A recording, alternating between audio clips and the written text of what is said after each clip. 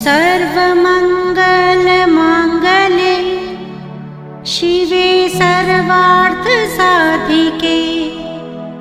शरण्ये त्र्यम्बके गौरी नारायणी नमोस्तुते। हम आदिशक्ति माता दुर्गा की कथा सुनाते हैं, हम कथा सुनाते हैं। जिनकी कृपा से दुख विपदा संकट मिट जाते हैं, सब खुशियाँ पाते हैं। सुनते ही जिनका नाम असुर और खल घबराते हैं, माँ से थर्राते हैं।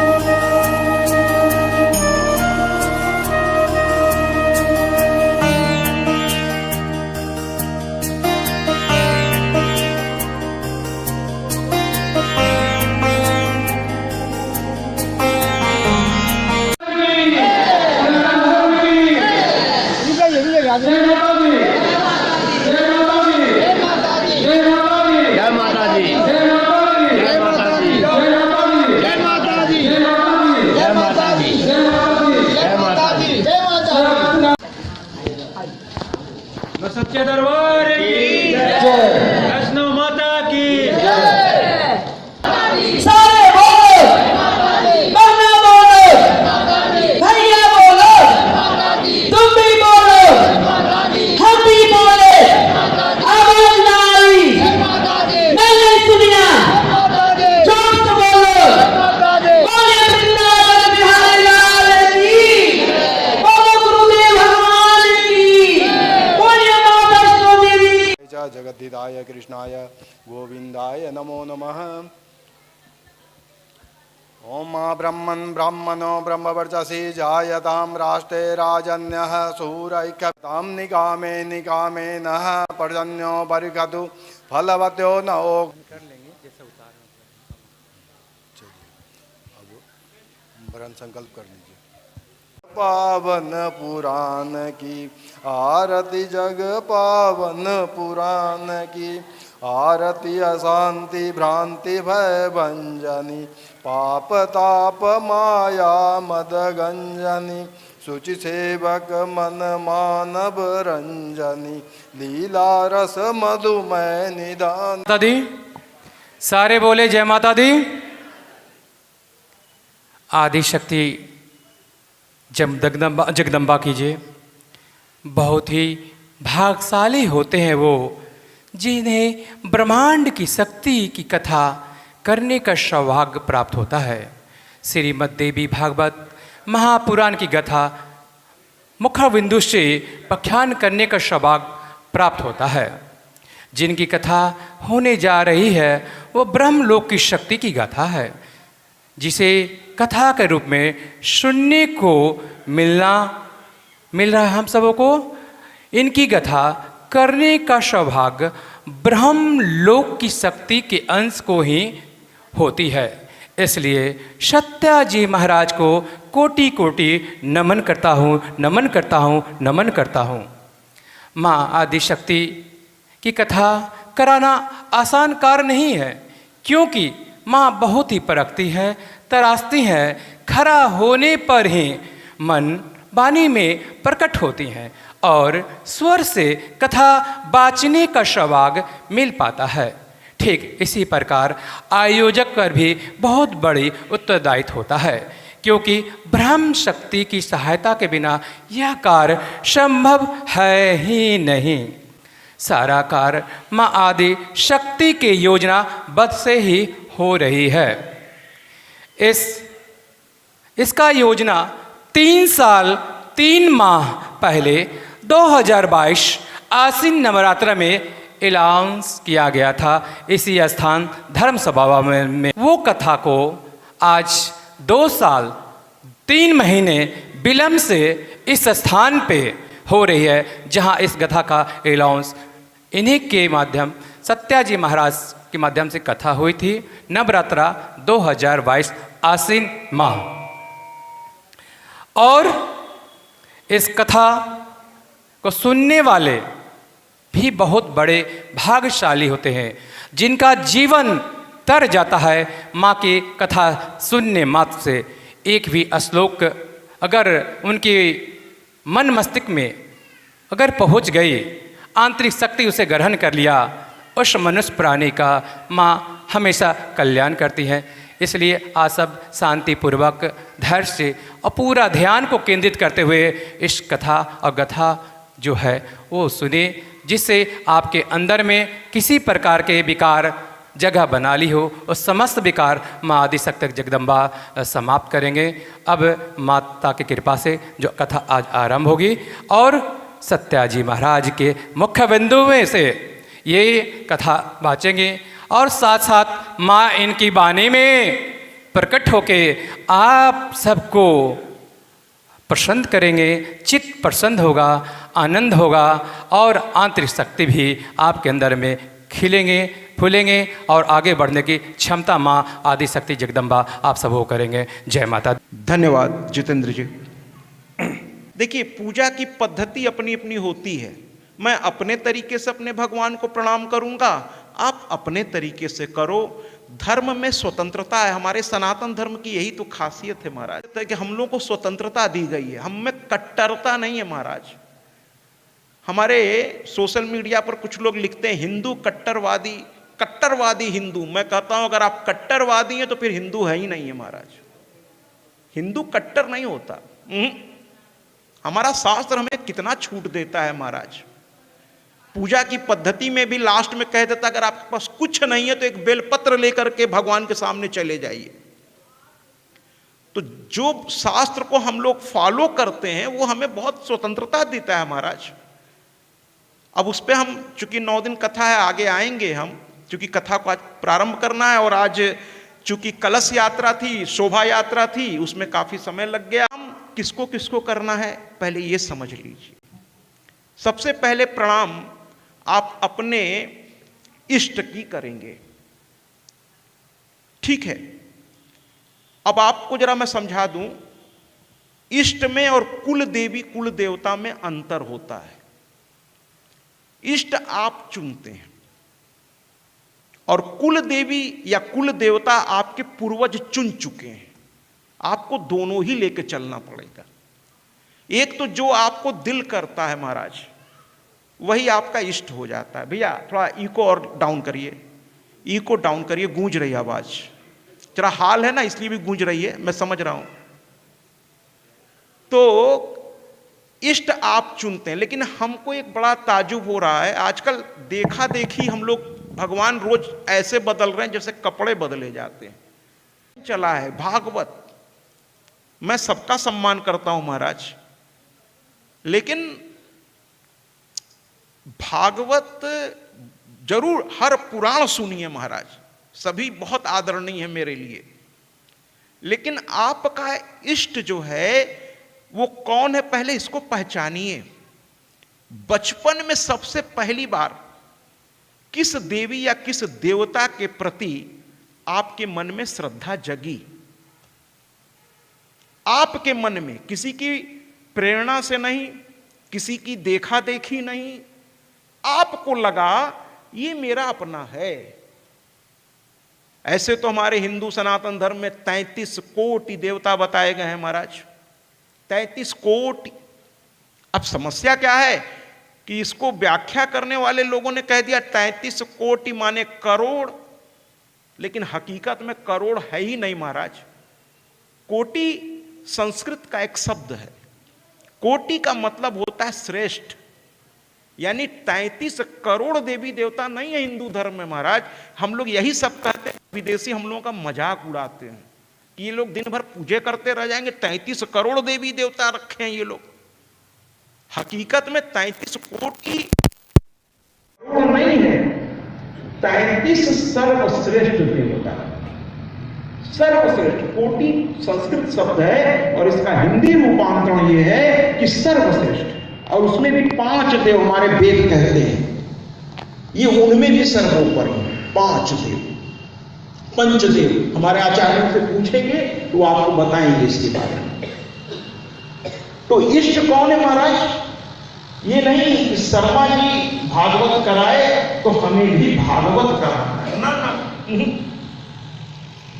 भाई। हमारा इष्ट, आप एक चीज बताओ, अपने माता पिता को छोड़कर आप दूसरे के माता पिता को देखा देखी उनकी पूजा, पहले अपने माँ बाप की पूजा हम करेंगे ना महाराज। तो हमारा इष्ट कौन? अब कोई देवी का उपासक है कि हनुमान जी का उपासक है, कोई राधे कृष्ण का भी उपासक होगा महाराज। तो सबसे पहले तो अपने आप से पूछो कि आपका दिल किस पर पहली बार आया था। कुछ दिन तक आपने उसकी पूजा भी की महाराज, लेकिन हम इंसान इतने स्वार्थी हैं कि लगा कि नहीं वो फलाने जी जो है उनकी पूजा की है, वो तो तेजी से तरक्की कर गए, तो हमने इष्ट भी बदलने में देर नहीं की महाराज। सब राधे राधे कह रहे हैं तो हम भी राधे राधे कहेंगे महाराज। और हमें राधे पे कोई ऐतराज नहीं है, बिल्कुल नहीं है, लेकिन उसकी भी एक शास्त्रीय पद्धति है महाराज। उस पर हम और किसी दिन आएंगे, चूंकि आज कथा बहुत अभी आगे बढ़ानी है। एक छोटा सा परिचय बड़ी विनम्रता से देना चाहता हूं, इसलिए कि थोड़ा मेरी कथा की शैली औरों से अलग है महाराज। मैंने पहले ही कहा मैं श्रेष्ठ नहीं हूं। एक दिन 9 मन लकड़ी में फूंक दिया जाऊंगा महाराज, एक दिन तस्वीर बन के कहीं टंग जाऊंगा। कितने बड़े बड़े सूरमा इस संसार में आए और चले गए महाराज, तो मैं किस खेत का मूली हूं। लेकिन परिचय इसलिए दे रहा हूं कि मेरी कथा की शैली थोड़ी अलग है, इसलिए मेरा परिचय थोड़ा जरूरी है आपके पास। मैं 32 साल इंटर में लेक्चरर रहा हूं हिंदी और संस्कृत का। उसके बाद मैं प्रिंसिपल बना, फिर मैं डायरेक्टर बना। इस क्षेत्र में आने की सिर्फ एक ही वजह है कि 19 फरवरी 2019 को मेरी पत्नी ब्रेन हेमरेज में उनकी मौत हो गई, और उनकी ही प्रेरणा से, उनका ये दर्द था कि मेरी माँ की इतनी अच्छी कथा है, बहुत लोगों को पता ही नहीं महाराज कि देवी भागवत भी है। वो कहती थी कि इस भारत में एक से बढ़कर एक विद्वान है, भागवत के तो इतने आचार्य हैं, शिव पुराण के भी इतने, राम कथा के, लेकिन देवी भागवत को लेकर पता नहीं आचार्य लोग क्यों नहीं चलते हैं। तो उसका सपना था कि जिस दिन आपको लगे कि आप उतर सकते हैं, तो माँ को एक सीने से लगाकर एक तरफ माँ की मूर्ति और एक तरफ माँ की ये देवी भागवत लेकर निकल पड़िएगा भारतवर्ष में। और जब वो कह रही थी तो उसे पता नहीं था कि मात्र अगले 2 साल में ही उसकी मौत होने वाली है। उसकी तस्वीर नीचे लगी हुई है महाराज। उसी की प्रेरणा से मैं इस क्षेत्र में उतरा। तो एक तो ये वजह है, दूसरी वजह जरा और भी है महाराज। मैं बचपन से अपनी माँ के बड़ा नजदीक रहा। पिता से डर लगता था, हम लोग पुराने लोग हैं, पिता से डर लगता था। आजकल के बच्चों का तो अब क्या ही कहें, ऐसे सारे लोग अच्छे हैं, लेकिन हम लोग पिता से बहुत डरते थे महाराज। तो कोई बात कहनी हो तो माँ से कहते थे। तो बचपन से ही एक दिमाग में चलता रहा कि माँ बड़ी दयालु है, माँ बड़ी करुणा की सागर है। पिता नाराज हो जाए महाराज तो बात नहीं करना छोड़ सकता है कि तुम नालायक हो गए, नहीं करनी बात तुमसे मुझको, तुमने मेरे खानदान की मान मर्यादा को ध्यान नहीं रखा। लेकिन माँ तड़पती है अपने बच्चों के लिए, तड़पती है महाराज। वो पिता से छुप करके अपने बच्चे से बात करेगी, तुमने आज खाना खाया है, भूखे तो नहीं हो। पिता डांटेगा तो भी बात करेगी। तो महाराज खुशनसीब हैं वो लोग जिनकी माँ अभी भी जीवित हैं इस संसार में, है ना। अगर ऐसा है तो आज जाकर मेरी ओर से अपनी माँ को प्रणाम जरूर करिएगा महाराज, बाकी तो आप करते ही होंगे। अरे जब भगवान माँ के कर्ज को नहीं उतार सके, हम आप क्या चीज है महाराज। जब राम जन्म हुआ या कृष्णावतार हुआ, और आपकी जो लोग हैं, प्रवीण जी हैं, जितेंद्र जी हैं, और भी जितने लोग हैं, धीरे धीरे मैं आप सबका नाम जान जाऊंगा, है ना। कुछ लोगों का जानता भी हूं, लगे हुए हैं, तब जाके ये सफल हुआ है। तो ऐसे शुभ अवसर को जो आपके पुण्य प्रताप से प्राप्त हुआ है, उसको गंवाइए नहीं। एकदम मां में लग जाइए। तो मेरे कहने का मतलब ये था कि मैं हमेशा कहता हूं कि भगवान नहीं मां का कर्जा उतार सके महाराज। आप देखिए ना, रामचरितमानस उठा लीजिए, जबकि मेरा वो विषय नहीं है, मैं मानस किंकर नहीं हूं महाराज। लेकिन आप देखिए, जब भगवान का अवतार होता है, उसके पहले बाबा तुलसी, बड़े बड़े पीएचडी होल्डर बाबा तुलसी पर आज भी पीएचडी, आज भी रिसर्च चल रहा है। उनके एक एक शब्द में मतलब लोग उलझे हुए हैं, ऐसे विद्वान व्यक्ति भी। जब तो सबसे पहले आप देखिए, जब गौ गई इंद्र के पास, मैं रामचरितमानस की बात कर रहा हूं, और उन्होंने कहा बड़ा बोझ हो कि जब पृथ्वी गई भगवान के पास, ब्रह्मा जी लेकर गए महादेव के पास, महादेव लेकर गए विष्णु भगवान के पास, वहां बाबा तुलसी कलम उठा लिए और लिखते क्या है जरा ध्यान रखिए। कहते हैं विप्रधेनु सुर संत हित लिन्न मनुज अवतार। ध्यान सुनिएगा, कहते हैं विप्र माने भगवान अवतार लेने के लिए तैयार हो गए। किसके लिए? तो कहते हैं विप्र के लिए। अब महाराज मैंने कहा ना, मैं तो कोई विद्वान हूं नहीं महाराज, मैं तो आप ही के बीच का हूं। ये तो मैया ने कान पकड़ के यहां बैठा दिया, कहा चल यहां तू कुछ कर, वरना मैं तो, मुझे जितना आनंद यहां आ रहा उतना ही आनंद वहां भी बैठ के आएगा आपके बीच में। मैं आप ही के बीच का हूं, मैं कोई वीआईपी नहीं हूं ना कोई। हाँ, व्यासपीठ की अपनी एक गरिमा है, उसको तो निर्वहन मुझे करना ही पड़ता है। तो बाबा तुलसी लिखते हैं उस समय कि भगवान मनुष्य अवतार लेने के लिए मतलब मजबूर तो नहीं कहूंगा, तैयार हो गए। किस लिए? तो कहते हैं विप्र। अब कुछ लोग कहते हैं महाराज विप्र माने ब्राह्मण, लेकिन मैं इस बात से इत्तेफाक नहीं रखता। शहर में तो जब मैं कहता हूं तो किसी को कोई खास दिक्कत नहीं होती। गांव में जब मेरी कथाएं लगती हैं, क्योंकि पूरे भारतवर्ष में हम लोग घूम रहे हैं, तो वहां कुछ आचार्य लोग मेरे पास आए, कहे महाराज ऐसे आप तो खुद ब्राह्मण हैं। हमके ब्राह्मण तो जाति तो ठीक है, वो एक अलग चीज है, लेकिन हमने कहा आजकल तो गूगल का जमाना है ना, सर्च करो ना जा करके कि विप्र का मतलब क्या होता है। हाँ, ब्राह्मण भी होता है, लेकिन विप्र का अर्थ यह है विद्वान। तो भगवान किसकी रक्षा के लिए आए?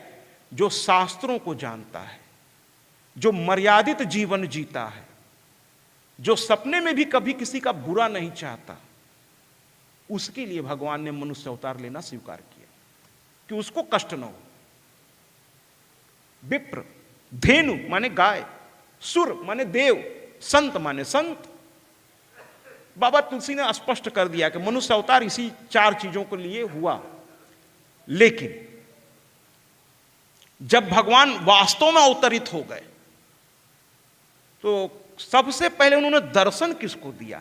देखिए, दशरथ राजा थे, पिता को भगवान दर्शन नहीं दिए। भगवान भी देखिए पिता से थोड़ा डर रहे हैं, मर्यादा है पिता के प्रति। मां के सामने प्रकट हो गए भगवान,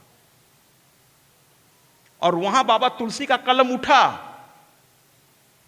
और वो कहते हैं कि आज भगवान का जन्म किस लिए हुआ? तो कहते हैं कौशल्या हितकारी, यानी कौशल्या के हित के लिए आज भगवान जन्म ले रहे हैं। गायब हो गया विप्र, धेनु, सुर, संत, हित, लिन्न, मनुज, अवतार, लाइन गायब कर दिया बाबा ने। बाबा ने कहा कौशल्या हितकारी, कौशल्या के लिए, क्योंकि कौशल्या ने तपस्या किया था कि हे भगवान आप मेरी कोख से जन्म लो। माने मां में इतनी ताकत होती है, इसलिए मैं माताओं को प्रणाम करता हूं महाराज कि अगर एक बार भगवान को भी एक पुकार लें तो भगवान को भी इनकी सुननी पड़ती है। भगवान हाथ जोड़कर खड़े हो गए। क्यों खड़े हो गए? कि 9 महीना जो कष्ट सह के तुमने अपने गर्भ में मुझे रखा, मुझे एक स्वरूप प्रदान किया अपने इस गर्भ में, इस कोख का किराया तो मैं जन्मों जन्मों तक चुका नहीं सकता। इसलिए हे मां, तेरे सामने हाथ जोड़कर एक अपराधी की तरह खड़ा हूं कि 9 महीने मेरी वजह से जो तुझे कष्ट हुआ उसके लिए मुझे क्षमा कर मां, क्षमा कर। भगवान भी हाथ जोड़ दिए अपनी मां के सामने। लेकिन मां तो मां ठहरी। ये माताएं बड़ी भोली होती है महाराज। वो कहती है नहीं नहीं, ये चतुर्भुज रूप लेके मेरे सामने तुम क्यों आ गए? ये चतुर्भुज रूप संतों के लिए रखो, मेरे सामने तुम्हें आना है तो मैंने तुमको किस लिए तपस्या की थी कि तुम मेरे बालक बन के आओगे, और तुम तो ये विशाल रूप लेके खड़े हो गए। मैंने तुम चाहते हो कि मैं तुम्हें प्रणाम करूं, लो कर लिया प्रणाम, कर लिया प्रणाम। तो कहे नहीं नहीं मां, मैं ये नहीं चाहता, बोलो क्या करूं। भगवान कह रहे हैं मां से, बोलो क्या करूं। तो कहते हैं बाबा तुलसी की जय शिशु लीला अति प्रियशीला, यह सुख परम अनुपा। मां ने आदेश दिया भगवान को कि जय शिशु लीला, मेरे बालक बनकर गोद में आओ। ये चतुर्भुज रूप लेकर मैं क्या करूंगी, मेरे बालक बनकर गोद में आओ। की जय शिशु लीला अति प्रियशीला, यह सुख परम अनुपा। और जैसे ही मां ने आदेश दिया, सुनी बचन सुजाना रोदन ठाना, होई बालक सुरभूपा। वो ब्रह्मांड का अनंत का स्वामी मां के एक आदेश पर बालक बनकर उसके गोद में आकर के पड़ गया और रोने लगा महाराज, जैसे बच्चे रोते हैं। ये तो रामा अवतार की बात हो गई। कृष्णा अवतार में भी वो देवकी के सामने आए, कहने लगे मां तुझे इतना कष्ट हुआ, बोल मैं तेरे लिए क्या करूं। और यशोदा मैया तो उनको छड़ी लेके दौड़ती थी, जो ब्रह्मांड का मालिक है मां की एक पत्नी छड़ी देके भागता था। कान्हा तूने माखन खायो, क्या मैया मोरी मैं नहीं माखन खायो। और जैसे ही मां छड़ी उठाई, तूने माखन खायो, मैया मोरी मैंने ही माखन खायो। तो मां का महत्व इसलिए है। तो मैं मां की कथा लेके निकल पड़ा। तो आइए संगीत से हम इस गीत को सुनते हैं कि हमने मां की कथा क्यों उठाई। बजाइए। मैं आदि भवानी माँ दुर्गा की कथा सुनाता हूँ, पावन कथा सुनाता हूँ। मैं जन कल्याणी जग जननी की महिमा गाता हूँ, मैं कथा सुनाता हूँ। आज तुम्हें दुर्गा माँ के दर्शन करवाता हूँ, मैं दर्शन करवाता हूँ।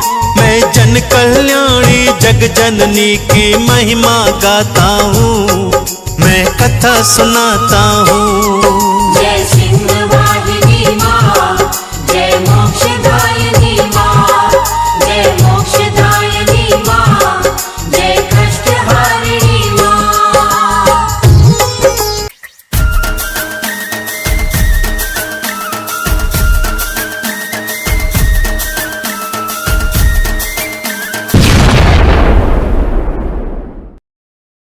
सत्याजी महाराज देवी भागवत कथा व्यास।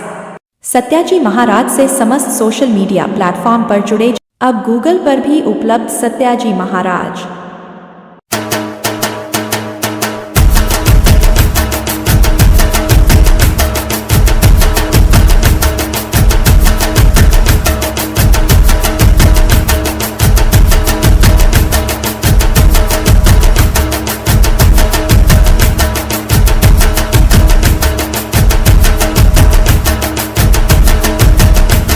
यूट्यूब पर भी उपलब्ध सत्याजी महाराज।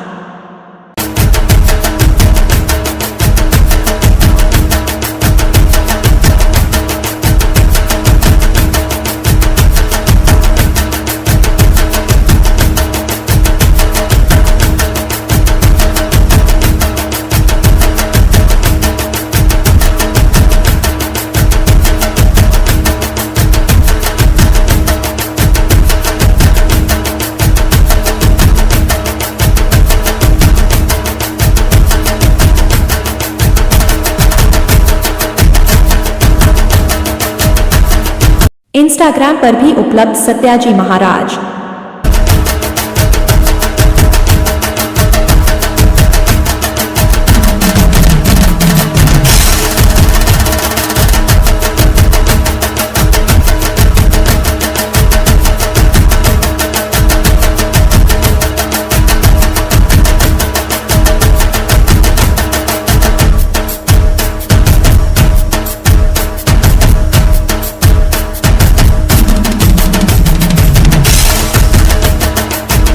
फेसबुक पर भी उपलब्ध सत्याजी महाराज।